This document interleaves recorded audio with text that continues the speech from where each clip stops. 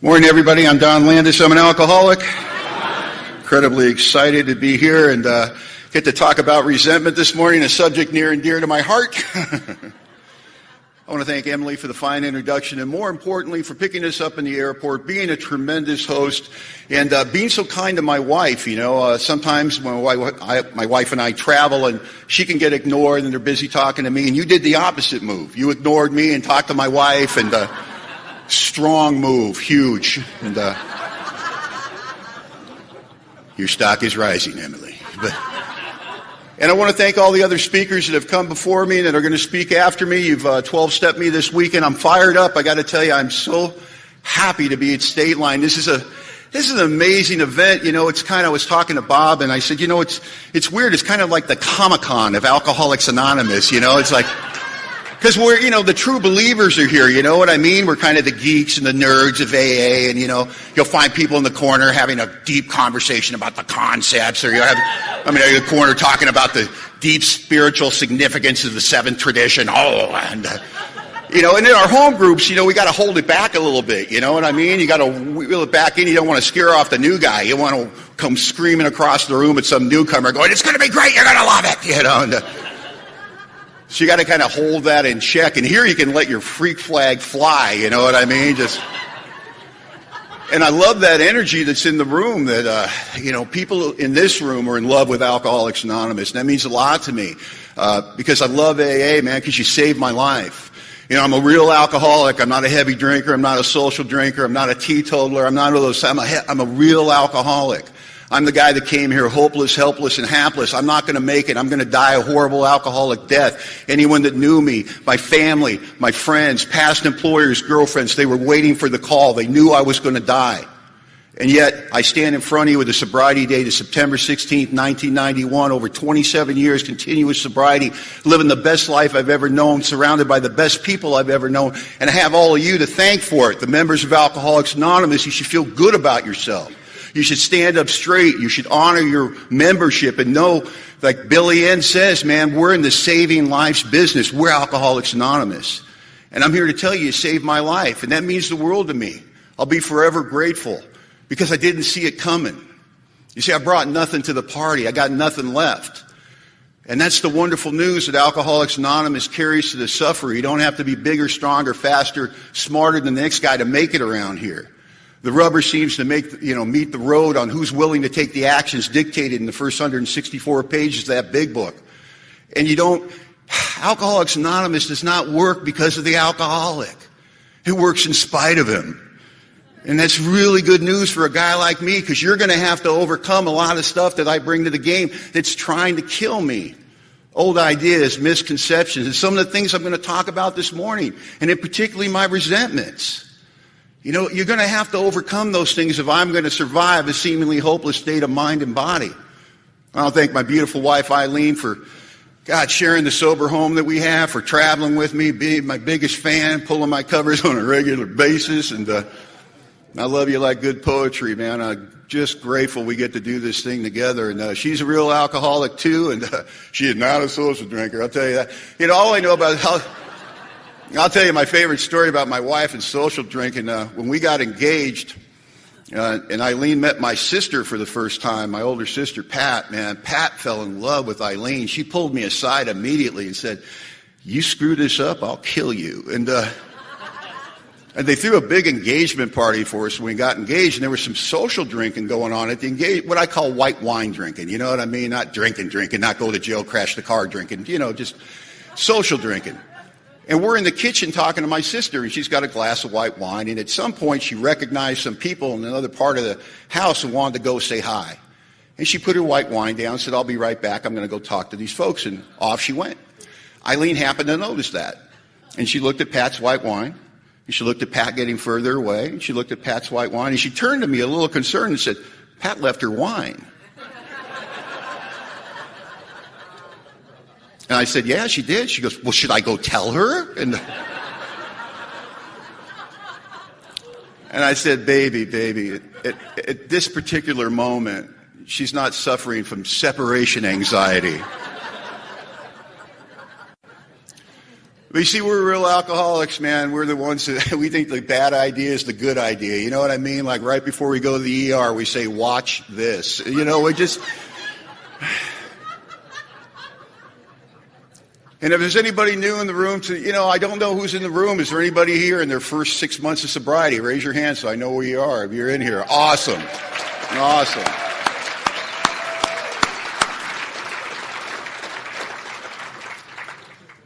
I want to let you know you're cordially welcome here. I hope you find a home in Alcoholics Anonymous, and you're surrounded by a bunch of true believers, people that might be putting you off a little bit. We're a little much, man, when you first get here. I understand. Hands and teeth, we're so damn glad to see you. We're expecting a miracle. It can be a little off-putting, but you know why we're so excited is we know something you can't possibly know yet. What a wonderful life awaits you in Alcoholics Anonymous. The best years of your existence lay ahead. And we know that because it's happened to us. And we didn't believe it any more than probably you do. But I'll tell you what, keep the faith, keep walking, stay close, stay on the path. You know, shoulder to shoulder. You don't have to do this thing alone. You don't have to hurt no more. And we know the way out. We understand that you took a long, long, dangerous walk in some dark, dark, dangerous woods. And we know you're going to have to walk out. But here's the point. You walked in alone, right? But you're walking out with us. We're Alcoholics Anonymous, and we know the way. So hold on tight, because we don't want to lose anybody. And so I'm so excited for our new friends that are here to get to partake in a weekend like this. You know, these weekends are important to me because I get recharged. You know what I mean? It's like a pit stop in that race, that race of life. You know, we got those jobs and those mortgages to pay and those kids to raise and bills to pay and file your taxes and do all this and get to your meetings and get to your home group and work with the people you sponsor and on. You can get in that merry-go-round. And just to be able to take a step back, take a little pit stop, come to a place like State Line, fill up the tank, change the tires, go, yeah, I'm ready, man. You know, we get home to our respective home groups and don't let us off the leash, right? And they won't have to ask where we've been this weekend. Oh, God, you're at State Line again, weren't you? Man, we all heard Debbie give that amazing presentation on concepts. We're going to roll back in our home groups, telling them the connection between group sex and the concepts.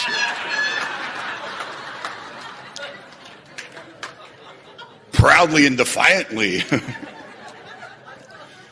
Concepts are sexy.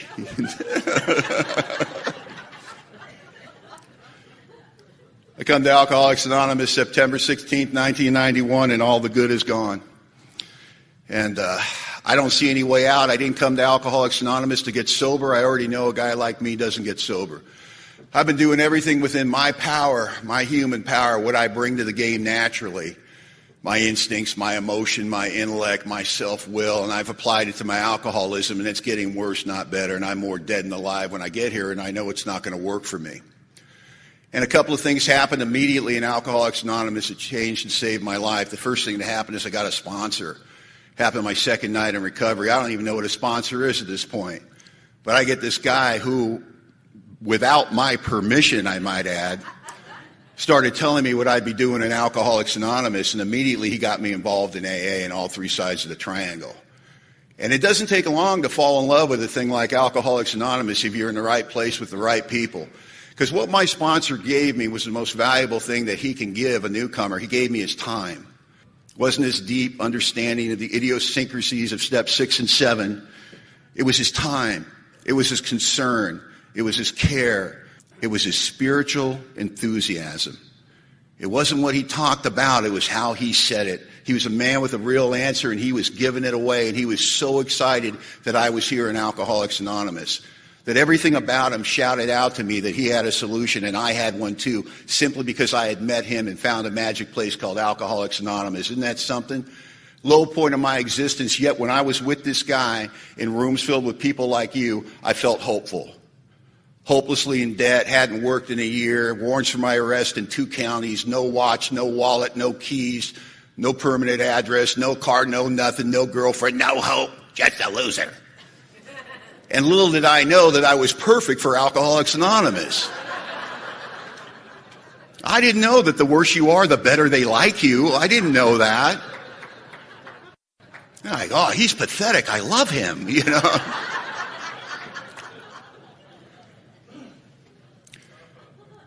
But I got something, man, that's valuable, right? I got buckets of something that's the most important thing a newcomer can bring to Alcoholics Anonymous, the most important commodity that a newcomer can have. And I didn't even know I had it, right? And I wouldn't have recognized its value at the time. And you know why? Because it doesn't make you feel good. And at that point in my life, if it doesn't make you feel good, it's valueless, right? My whole life has been an endless pursuit to make myself happy. How would I know this commodity I possess in buckets is going to be the very thing that saves my life? And what is that commodity? We call it desperation. And I didn't know that desperation actually turns out to be the propellant that takes somebody through the steps. I didn't know that. But if you work with new people, you know exactly what I'm talking about. But the thing about this desperation, this propellant that pushes us through the work here in Alcoholics Anonymous, like any propellant you can think of, you don't have an inexhaustible supply. And everybody's a little different. How much has that new guy or new girl got? 30 days? 60 days? 90 days? Because we all know the point when we work with people when they run out of their propellant. Because it seems like one night they're like, yeah, I did that. What do I do next? Then you ask them to show up early and help you set up, and they go, why is it always me? Isn't there somebody else you can ask that you sponsor? You know, I've got a life too. Add a propellant. And I know, man, because I ran out of my propellant too.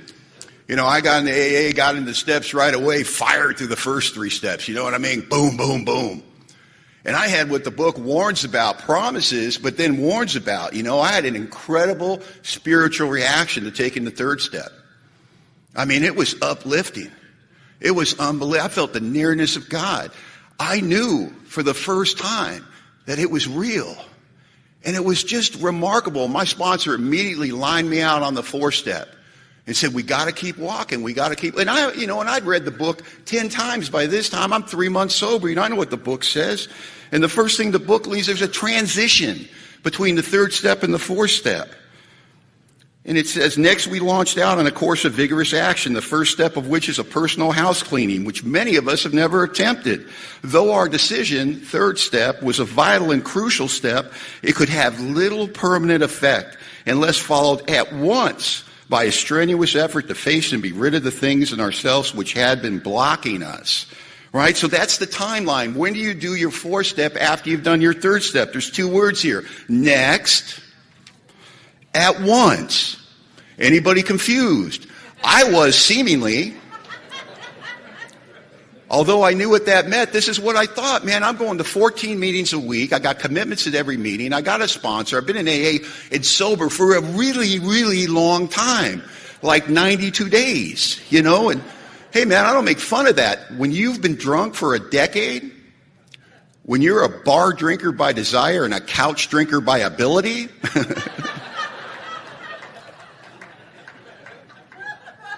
and you've been hanging out drinking Safeway whiskey on a dirty couch, and suddenly you're in AA with that beehive of activity, and you're going to meetings every night, and isn't this great? And let's go out to coffee. Oh, my God.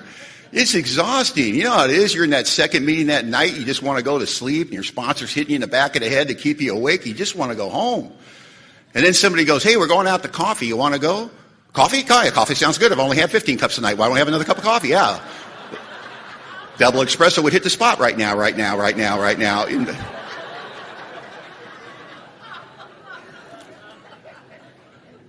And off we go. Can't sleep at night. Talk to my sponsor. He goes, I think you're drinking too much coffee. That's not it.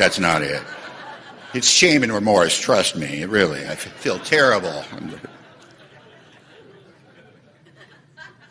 But I'm doing all this activity, not action, but activity in Alcoholics Anonymous. I'm involved in the fellowship, not the program.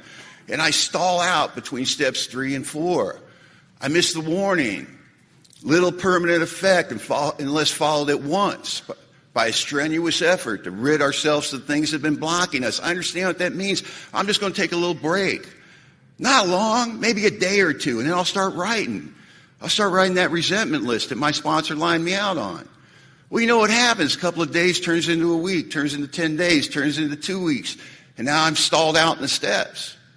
And it's so funny. Up until that point, man, I'm in love with Alcoholics Anonymous. And my sponsor, God, I'm thinking about nominating him for sainthood. I love this guy. And suddenly, my sponsor and all of you, I started noticing some things about you. For one, I noticed that when I was cleaning up the clubhouse at the end of the night, a lot of the old-timers were sitting around telling off-color stories, drinking coffee, watching this newcomer work. Well, that doesn't seem fair. You just shared in the meeting about service is magic, and it's the key. Why don't you grab a broom there, Sparky?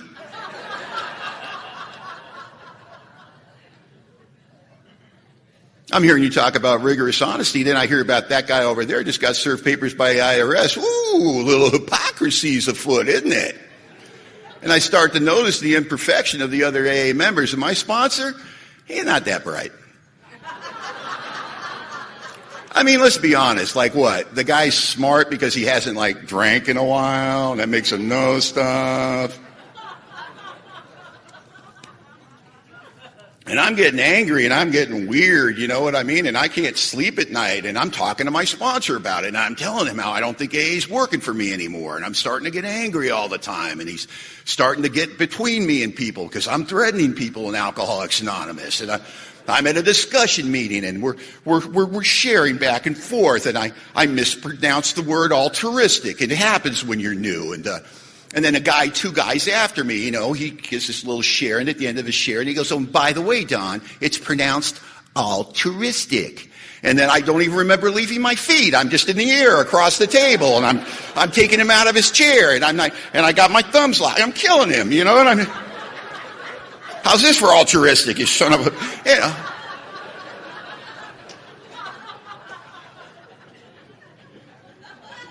I'm tense and volatile, they'd say. And my sponsor pulls me off him, and he drags me outside, and he goes, hey, why don't you write that inventory? Because what you got going on, kid, is you're suffering from untreated alcoholism. And I say, that's not it. That's not, he goes, have you ever written an inventory? Well, no. How do you know that's not it? I'm just smart that way. I just know.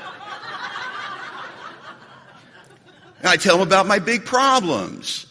Hopelessly in debt, got warrants for my arrest, you know. Now you got me a job. I'm back to work. I'm three months sober, right? I got a sponsor who won't let me go back in aerospace where I had worked for over a decade. No. You'll make the big money. Your ego won't be smashed. And then you'll drink and you'll die and it won't matter. No, Don.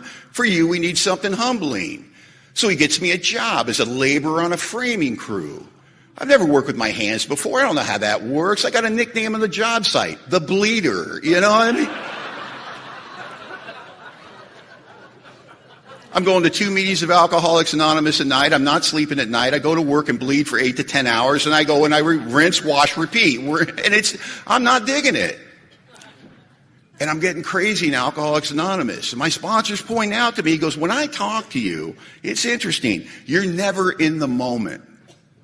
Every time I talk to you, you're in the past and remorse, you're in the future and worry. But never are you in the moment, in the here and now. Let me ask you something, Don. Right now, you and me, standing in the clubhouse, you okay? I said, yeah, man, I'm fine right now with you, but listen, tomorrow, he goes, whoop, just left the moment. What's he talking about? I got a head like a beehive, you know what I mean? I don't have any, and he explained to me why it was so essential for an alcoholic to spend as much of his time in the moment as possible. He said, our only shot at existence is a conscious contact with a higher power. And he goes, and the only place you can meet God is in the moment. You can't meet him yesterday and you can't meet him tomorrow. Just here and now, this second, right now, that's where you can meet God. And if you're never here, you're never going to have that connection. And without that, we're as good as dead. And I know that's not it. I know it's the terrible job I have. I know it's the fact I burned my life to the ground. I know it's the fact that AA is full of hypocrites. I know it's the fact that my sponsor means well, but he just doesn't understand how damaged I am. You know, my feelings and my needs. Why can't we ever talk about my boundaries? You know, come on. I mean, I go to him with my big problems and he just laughs. He thinks it's hilarious. He thinks it's the funniest thing in the world. God. It's not funny, man. I have no sense of humor about myself. But he thinks it's all fun and games. I owe the IRS $80,000, right? I feel terrible about that. I want to tell my sponsor how bad I feel, how it's never going to be okay. He's not even interested. He doesn't even seem like it's important. Oh, it's a lot of money, but people have come with more. You'll be fine.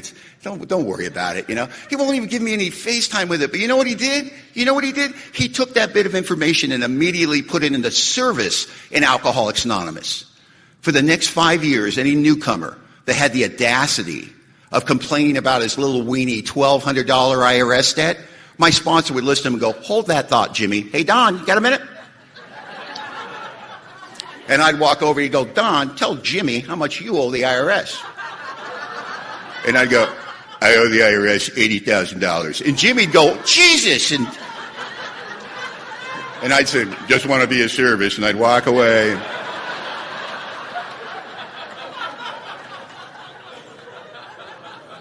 Alcoholics Anonymous, we care. No, you don't. So I've got this cruel sponsor and this maniacal AA schedule and this horrible job, and I'm crazy and I'm suffering from untreated alcoholism and I don't know it. Most destructive aspect of our disease is the sufferer's the last one to know. Years ago, I'm at USC Medical in the alcoholic ward, and we would show up in Southern California at this hospital and institution panel. And we'd go into the ward and we would talk to the nurse and we'd say, can we talk to any of the alcoholics? And they'd say, well, walk bed to bed and ask their permission.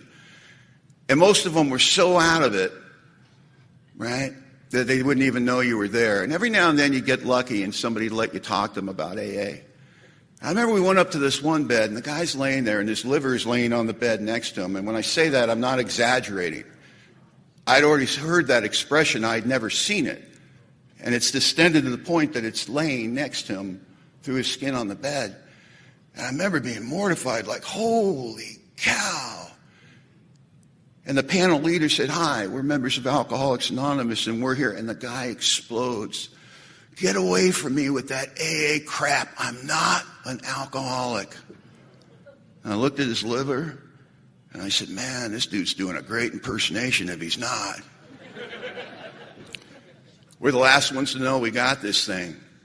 Right under the boneyard. As we take our last breath, you don't understand. I know what it looks like, but I'm not an alcoholic. And I'm suffering from that at 3.5, 4 months sober, stalled on the steps.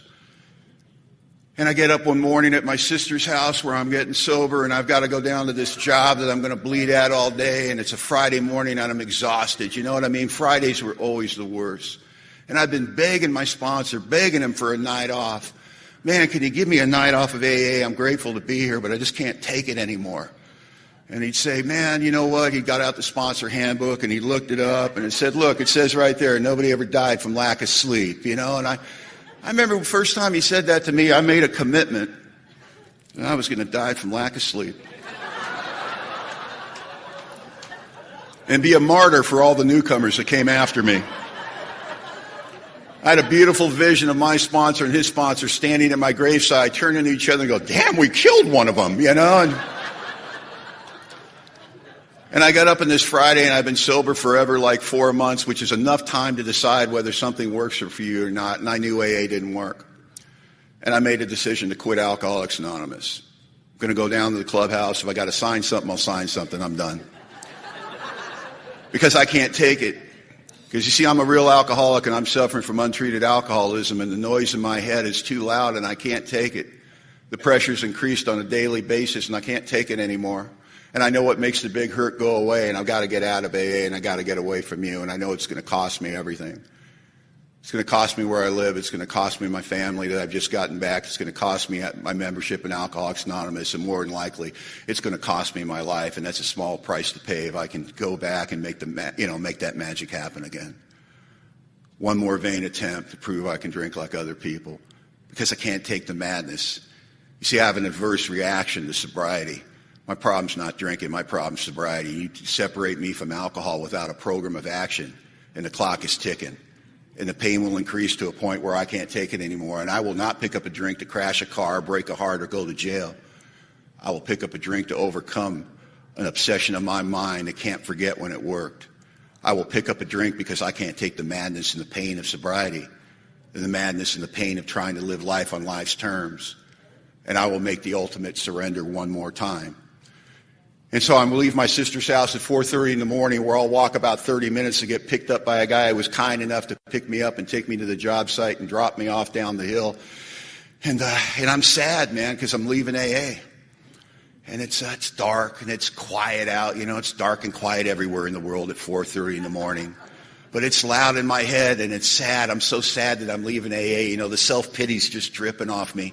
And I'm thinking about how disappointed my sponsor's going to be. God, he really tried. And one more thing that didn't work for a guy named Don. And I'm walking along, and then I saw him. And a couple of dogs got out of the neighbor's house. I guess beautiful, Rottweilers, 90-pounders, magnificent beasts. And they were doing exactly what 90-pound Rottweilers do when they get out of the neighbor's house at 4:30 in the morning. They're chasing each other over hedges. And they're rolling on their back in the grass. And they're just so happy and playful and beautiful. And it just stopped me in my tracks. And I'm mesmerized by these dogs. And I got to be honest, it lifted my spirits. And then they saw me.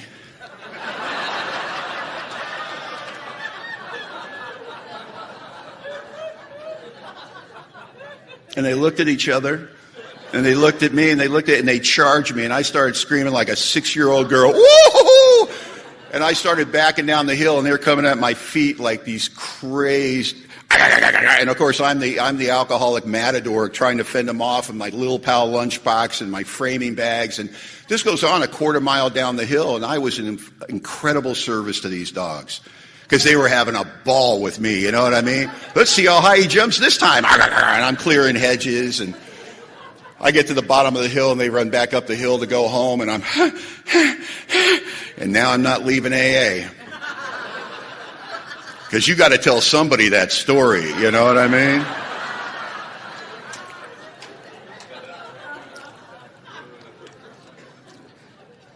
I get to the meeting that night, I find my sponsor, and I tell him a 3-minute story the way a good newcomer tells it in 30 seconds. They were huge, they tried to kill me, and they had teeth like this, and I fought them off, and he listens patiently, and I get done, and he goes, well, I bet you're in the moment.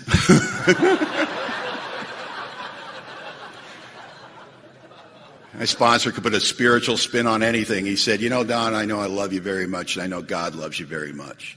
And I hope he doesn't have to send any more Rottweilers after you to prove it. And he suggested that I start writing that inventory, and I concurred.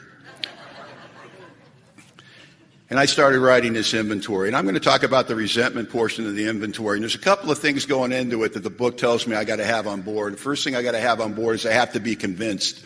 I have to be convinced that self is what had defeated me. And if I don't think that I'm the problem on some level, if I haven't learned that in the first 3 steps, if I haven't seen that what I bring to the game is going to leave me dead, and at least be open-minded to the possibility that I have something to do with my life being in the toilet, I'm not going to go to this with the openness and the honesty that's going to be required. And once I'm convinced that self would have defeated me, I'm going to consider how does it show up in my life. The book uses this language. What's its common manifestations? What does it look like? It's one thing to say, I'm selfish and I'm self-centered and I'm just a bad person. Great. What does it look like? How's it affect the people around you?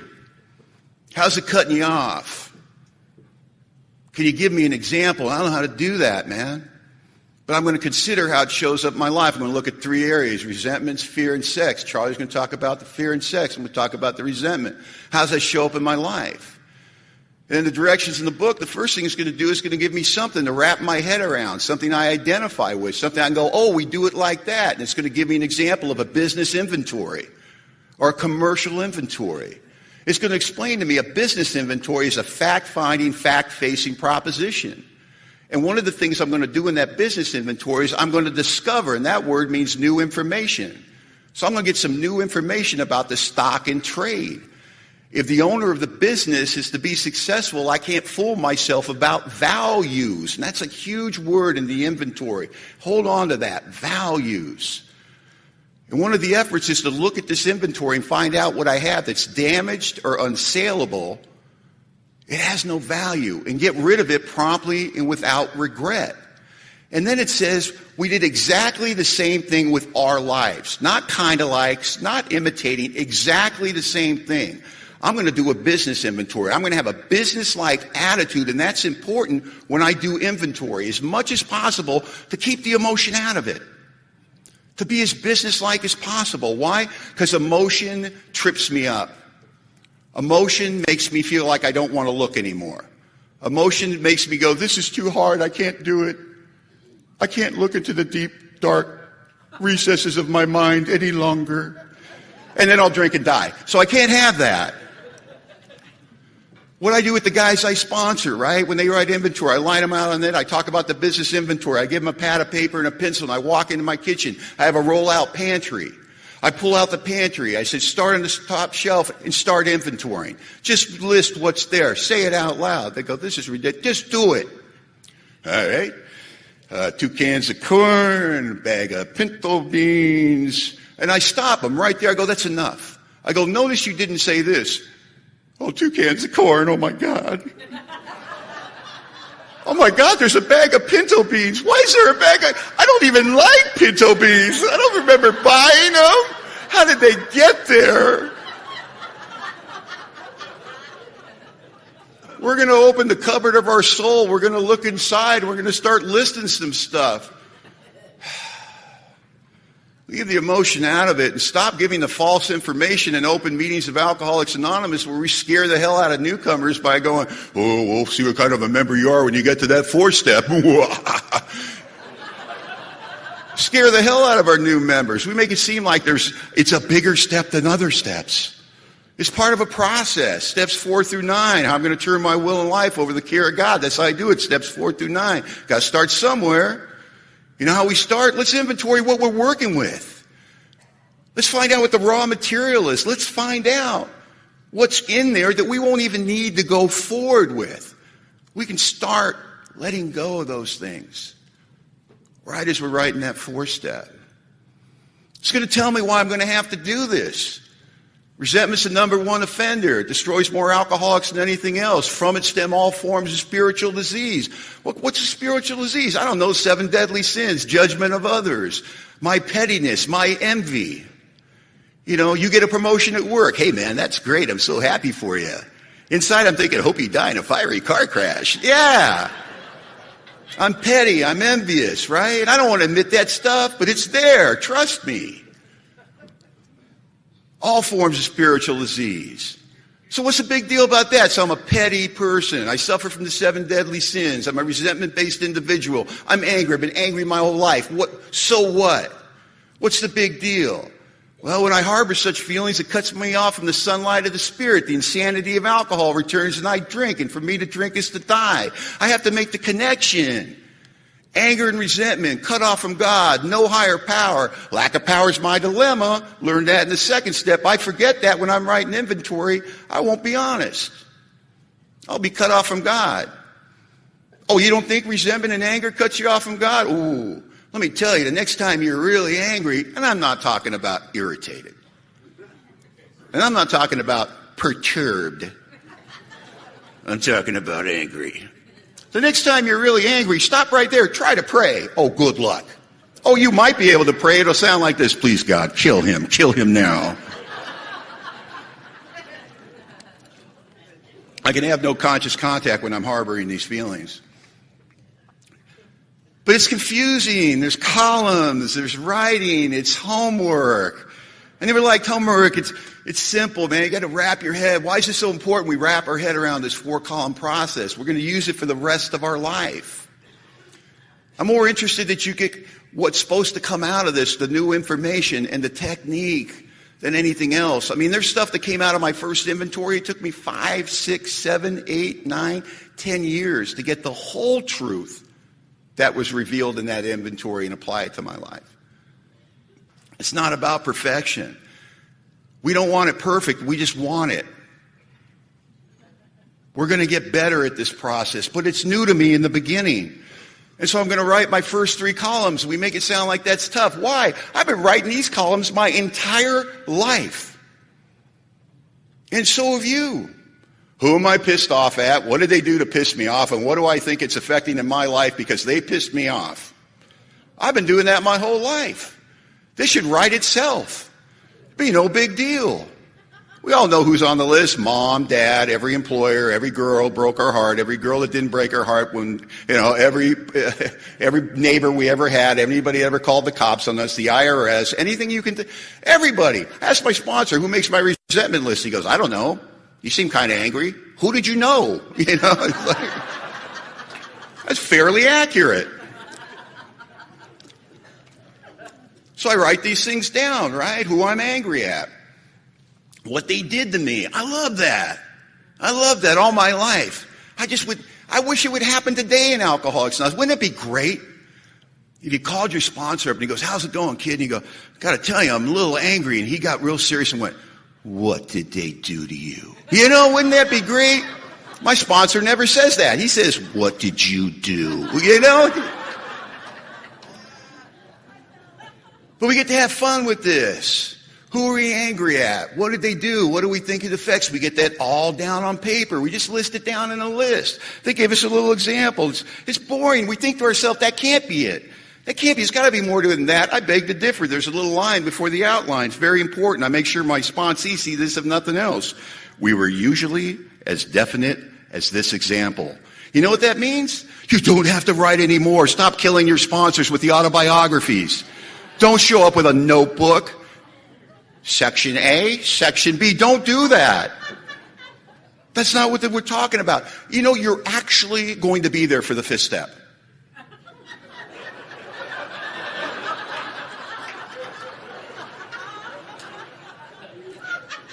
I'll tell you how much I wrote. Here's my biggest resentment. Here's the mother of all my resentments, the juggernaut, the Genesis resentment, the one that all the other resentments sprung from, the one that I could talk to you about for hours.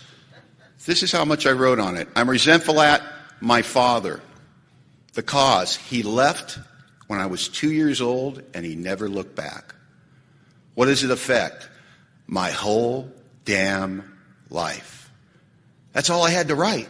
You know why? Because I was going to be there in the fifth step to fill in the blanks. And baby, trust me, I filled in the blanks. You know what I mean? And why do I make this point? Why do I think this is so important? If you get hung up on the writing, you cannot write without emotion being attached to it. And as you write, all those deep, dark feelings, those heavy emotional loads, at some point the pen becomes too heavy. And your heart becomes too heavy. And you say, I just can't do this. It hurts too much. So we write enough down that we'll remember what we're going to bring to our sponsor and God in that fifth step. That's all we're going to do. So we're writing this list. And it's not a big deal. Top of page 66. There are things in the big book of Alcoholics Anonymous that I firmly believe. This is how I read the big book when I was new. And there's no wrong way to read the big book, but this is just how I read it. Very compartmentalized. If there was a line in the big book and it fell, for example, in the four-step portion of the big book, whatever information was contained in that line only applied to the fourth step. I don't read the big book that way anymore. Every time there's a spiritual direction or a spiritual insight, I think that applies to me in my whole life. That it is not boundaried by the step I happen to be thinking about or working at that particular moment. And none bigger than this line here for me that says, to conclude that others were wrong was usually as far as most of us got. How often is that showing up in my life today?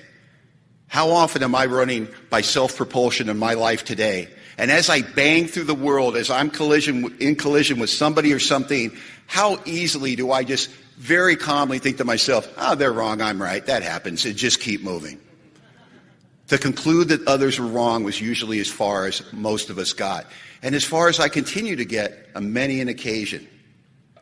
But here what we're talking about is those first three columns. That's as far as I ever really got. But now we're going to do something differently. I understand the futility and the fatality of my resentments. I understand that they cut me off from God. I understand these resentments must be mastered, but I can't wish them away any more than I can wish away alcohol. That's important spiritual information in the directions. Because what I've picked up is a principle of personal powerlessness in the first step, didn't I? But I had an idea about it. I wasn't telling my sponsor, but here's my idea. I'm powerless over alcohol and all that other crap, but I think that's enough. Thank you very much. And now what my book's telling me is I better take that idea of powerlessness and I better bring it into this inventory. And I better understand that if these resentments are to be mastered, the power needed to do that will not be supplied by me. And it takes humility. It takes an awareness of where my shortcomings are. That if I'm powerless and there's one that has all power, I'm going to have to bring him into this process. I know I can't live this angry life anymore. I know I can't be this guy. I know it's cutting me off from God. I know it's going to drive me back to the drink. But I don't know how to get rid of it. And the first thing is that I'm going to have to prepare myself to look at the fourth column in this inventory. And there's preparation, deep preparation that goes into before we start writing that fourth column. And the first thing I'm going to say is I'm going to look at this list and I'm going to be prepared to look at it from an entirely different angle. What's the angle I've been looking at it from? Well, I've been looking at the angle of what they did, how it hurt me, how it affects me. I've been concluding that others were wrong, and it's as far as most of us have ever gotten. It's as far as I ever got.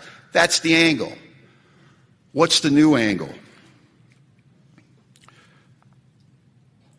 I realize the people that wrong me are perhaps spiritually sick. That sounds familiar. At this point, I've been going to AA for 4 months, and I've come to the understanding that I suffer from a spiritual malady. I know I have a spiritual deficiency. I know that God is the answer, and I know I'm spiritually sick. The first thing I'm going to do is I'm going to take that guy that I've been looking at from a position of looking down at, and I'm going to rise him up. Not bigger than me, not smaller than me, but equal to me. That perhaps, not saying he is, but perhaps he's spiritually sick, just like I am. Ooh, we just leveled the playing field. That is huge. Although I don't like their symptoms, what they did to me, and the way they disturb me, how it's affecting my life, they, like myself, were sick too. And now I'm going to go to God in prayer. And a prayer is really, for me, it's a method of asking God for something I don't have naturally in self-will. So I'm going to ask for God that I trust me. I don't have these things when I'm resentful at you. I'm going to ask God to grant me the same attitude I grant a sick friend. The same patience, pity, and tolerance. I don't have that when I'm resentful at you. And you know why? Because I think there's two different types of wrongs. Because when I do somebody wrong, like my good friend Charlie, I love Charlie, but there's a possibility that somewhere in our relationship, I may step on Charlie's toes. I may do Charlie wrong. I won't mean to. Maybe I'm just being inconsiderate. I wasn't aware. But when I become aware of it, there are some things that I will require from Charlie. I will hope to receive from Charlie. I'd like some understanding. I'd like some empathy. I really could use a little forgiveness, Charlie. Now, because Charlie is human and imperfect, he may, in our course of our relationship, step on my toes and do me wrong. Because he works a program, he may become aware of it. And there's some things that he's going to want from me. But I'm going to want a different list from Charlie when he does me wrong. Charlie, I'd like some revenge. Maybe a little retribution. And if you are going to apologize, could you do it in a, groveling manner? So I understand that you understand just how wrong you really are. Because I think there's two different types of wrongs, and that may seem absurd, but I'll tell you, don't we live our life that way? I have perfect 20/20 vision on how you've hurt me. But I come to Alcoholics Anonymous singing an old newcomer song. The only person I hurt was myself. Heck, I don't even think I have resentments till I sober up and start just living in my head, and then I go, got some resentments. But if you ask me a question, well, who did you hurt, kid? I got no answer. Why? I've never thought about it at all. I've been so obsessed with the narrative of the story of my life and what they've done to me and how it hurt me. And if you had been treated the way I was treated, if you grew up in that house and you had that father and you had that mother and blah, blah, blah, blah, blah, you turned out the way I did. And why don't you walk a mile in my shoes before you judge me? And on. It's exhausting. I've been telling that story for 30 years by the time I come to Alcoholics Anonymous. It's like plugging in a tape. I don't even have to think about it. It's like, well, what's your story? Well, my father left when I was 2. And it's a Johnny Cash song is what it is. It's...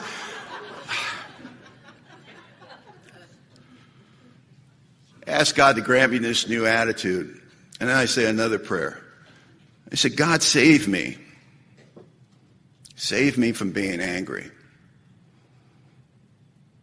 Could as well have said, God, save me from dying. Because the fatality involved with these resentments is going to kill me. If I don't get rid of them, I'm going back to the drink, and for me to drink is to die. God saved me from being angry.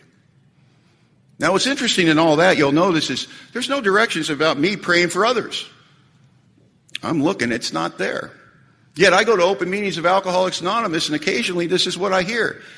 Well, I had a tough day at work because of my boss. You know my boss, the spiritually sick one. Boy, he could use a program, but he's just sick. He can't help it. He's just nobody likes him. But you know what? I'm doing what AA's taught me, and I'm praying for him. I'm praying for his happiness. I'm praying that he gets everything that I want for myself. I'm praying for him because he just can't help it.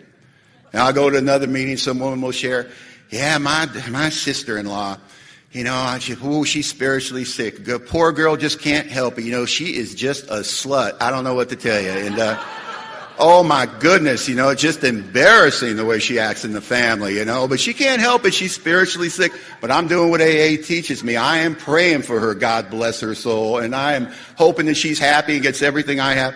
Let me ask you something. When you're praying for another person, do you think you're praying from a position of superiority or inferiority? It's always from a position of superiority. And what happens when I process my resentments through prayer only?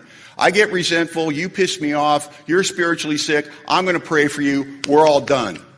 To conclude that others were wrong was as far as most of us ever got. I'm right back doing that again, and I'm dressing it up in spiritual language. And here's the biggest thing. I will screw myself out of the biggest gift an alcoholic can ever receive. It's a little something around here we call the truth. I'll never get to the truth of what happened because why would I? I already know you're wrong. I don't need to look at myself. So now what I'm going to do is I'm going to set aside the wrongdoings of others, and I'm resolutely going to look for my own mistakes. Not my part, not my small percentage that I was wrong, mostly you, but we'll see where maybe I'm going to set it aside. Not forever. It doesn't mean it didn't happen. People misunderstand that. Trust me, my dad left when I was 2 years old, never said a dime of support, never acknowledged our existence, right? That'll leave a mark on you. That's not a good thing. It's not that it didn't happen. My sponsor didn't tell me it was a good thing. He didn't tell me to have a new attitude about it. He said, just set it aside for a minute. Can you do that? Can you just set it aside? Turn your back on it, and let's look for our own mistakes. Where was I selfish, inconsiderate, dishonest, or afraid? Where was I in judgment of others? Where was I petty and inconsiderate? I'm going to get this all down and I'm going to look at it. I'm probably going to need a lot of help from my sponsor, the fourth column that I do, right? Because I don't have the clarity to know that. And luckily your sponsor will be there in the fifth step. So the stuff you can't, the parts that you're missing in that fourth column, he can help you fill those out. She can help you fill those out when you get to the fourth column. And I do that, and here's the magic. This pivot, this 180-degree turn that we make in the fourth step, where all my life I've been looking at you and what you do wrong with this 20/20 vision of how you've affected my life, and you've hurt my life, and everything's wrong with me, and I wear the coat of the victim. I walk in absolutely knowing that that's the truth. And I walk out of the inventory process one step from now with a completely different attitude about my entire life. And if that pivot, if that 180-degree turn catches and the gears mesh and they lock in place, you'll never be the same again. You'll never be able to look at your resentments the same way again. It's a very interesting thing what my resentments are like today. Because I get resentments. I get them all the time. If it's Monday through Friday and it's a work day, I'll tell you, I wake up and I'm pretty spiritual. My first word in my mind is God. Unfortunately, the second word is, damn it. And I wake up a little resentful that I have to work for a living. You know what I mean? It's like, I understand resentment.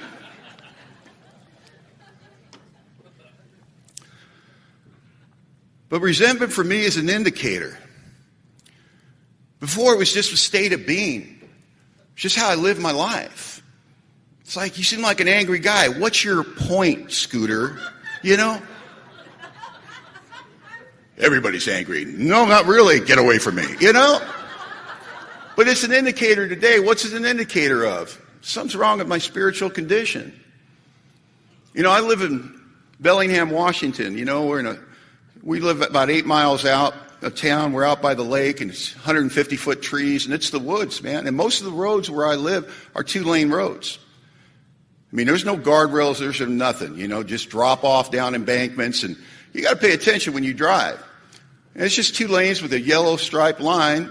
And what they do with the asphalt is they cut deep grooves into the asphalt right in the center of the 2 lanes. And you can't even see them, right? Because they paint right over them with the yellow line. But sometimes you're driving along and you don't pay attention, right? And you'll move your tire over, and when you hit that, you won't see it, but you'll feel it. It'll send a huge vibration through your whole car. And what it's telling you right at that moment is, hey man, you're headed for trouble, and you need to get back in your lane to avoid disaster. And I got to tell you, resentment's that indicator today. When I feel that anger, I feel that resentment. It's that indicator. It's that vibration that I can feel, because like my favorite thing I've ever heard about resentment is like peeing in your pants. Everybody can see it, but you're the only one that can feel it.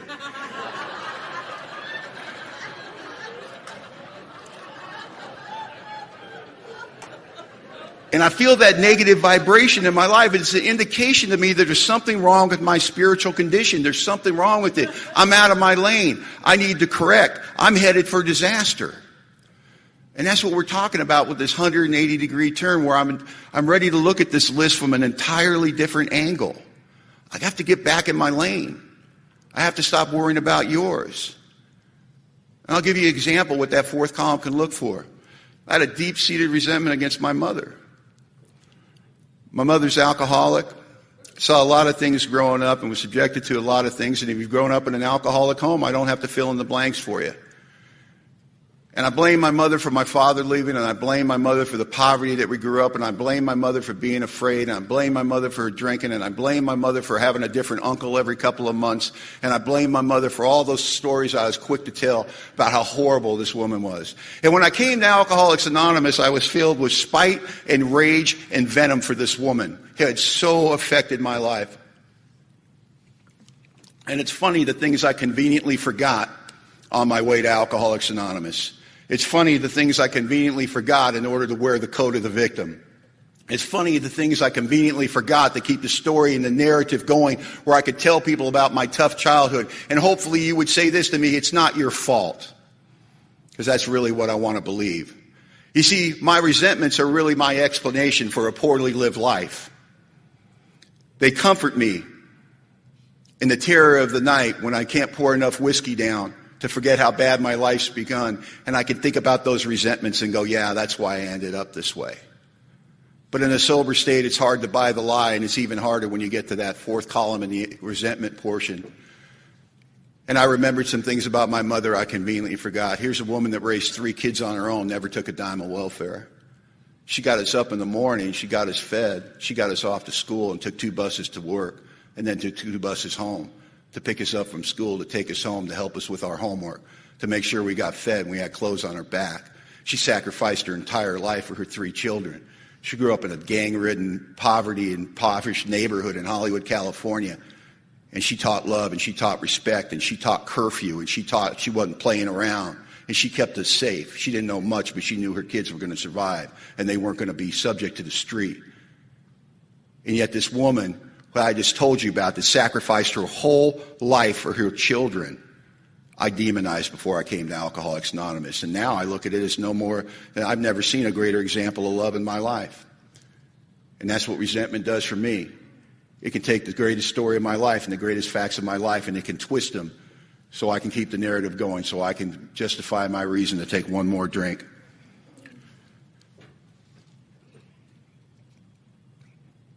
I go into inventory writing a resentment list, completely convinced that they're the problem, and I walk out of it knowing that I'm the problem. And I'll tell you, what does that look like today? What does a 4-column resentment look like today? How do you process that today? Well, I'll just give you a quick little story about resentment, what it looks like in my life today, and how the 4 columns are alive. You know, I don't have to sequester myself in a room. I don't have to call my sponsor. I can do the 4-column inventory on the fly. And I learned that in the 4-step. So about 5 years ago, I come home from work. I'm there a little early. Eileen's not there yet. And I go inside, and there's this commotion in my backyard. And I look in my backyard, and there's the neighbor's dog from 4 houses up. He's chasing one of my cats to the backyard. My cat's running for his life. And I'm immediately pissed off. Because I've been kind, I've been nice, I've talked to the family, can you please not let your dog loose? We're in a no-fence neighborhood, we're not allowed to have fences. If you have your dog out, he's got to be on a leash, you got to have him under control, and here's this dog raising hell in my, And so I did something spiritual, like said, hey dog, and ran down to the backyard, and I chased the dog out of my backyard, and I chased the dog all the way up the street, and he periodically stops and turns around at me and growls at me and goes, "Arr," and I growl at him, "Arr," and so we're growling at each other, and I get him up, and right as he gets up to his house, the door opens up, and there's the 14-year-old son of the neighbor, of the family that lives there, looking like 14-year-old kids do. What?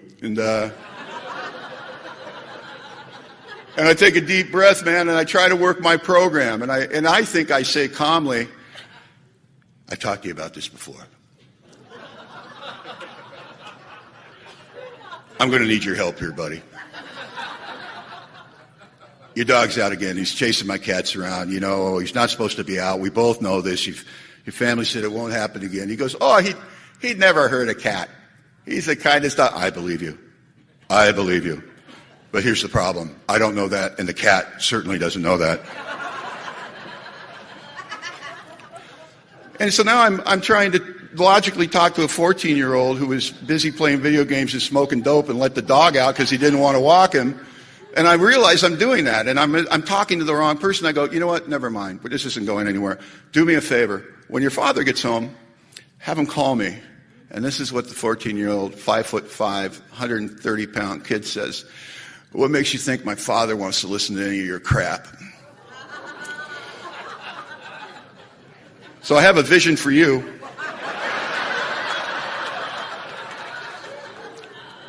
I'm in a courtroom.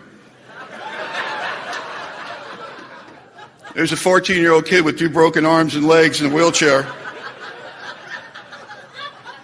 And I'm trying to explain to the judge that he hurt my feelings. I was so angry I couldn't talk. I just vibrated around and walked down the hill.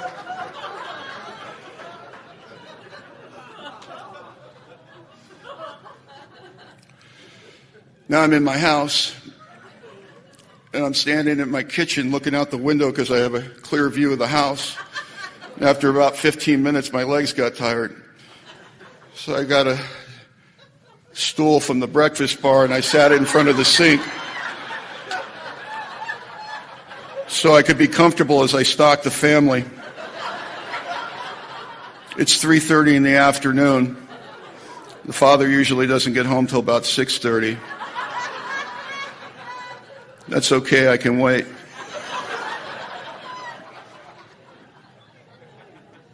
And as I'm bathing in the resentment and the negative fantasies that are awful, what's going to happen when I confront this guy? It's awful, hideous stuff, B-movie stuff. My sponsor's voice from somewhere in the recesses of my mind says, I think you've got a resentment. Do a 4-column on that. I'm resentful at 14-year-old kid. Right there you start feeling weenie, don't you? I'm 6'5", 280 pounds. You hurt my feelings. What did he do? He disrespected me. He wasn't afraid of me. He won't do what I want him to do. He's acting like a 14-year-old. It's pissing me off. What does it affect? Well, it affects my confidence. Affects my security, affects my self-esteem. Probably going to affect my sex relations, because who wants to sleep with a guy who gets mad at 14-year-olds? Jesus.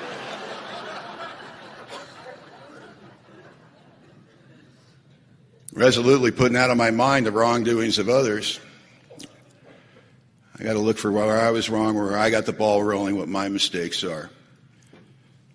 Longfellow said, if we could read the secret history of our enemies, we would find in each man's life pain and suffering enough to disarm all hostility.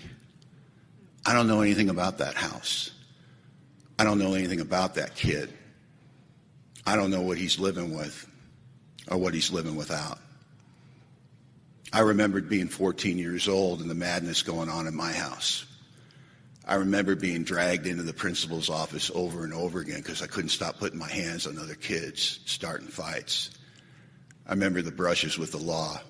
I remember the inability to talk to people about what was happening in my home. And I thought, for all I know, this kid's the same as me. I went up, knocked on the door, apologized to the kid, made my amends. He said, whatever, dude, you know. Great spiritual moment. 2 weeks later, I'm in the front yard.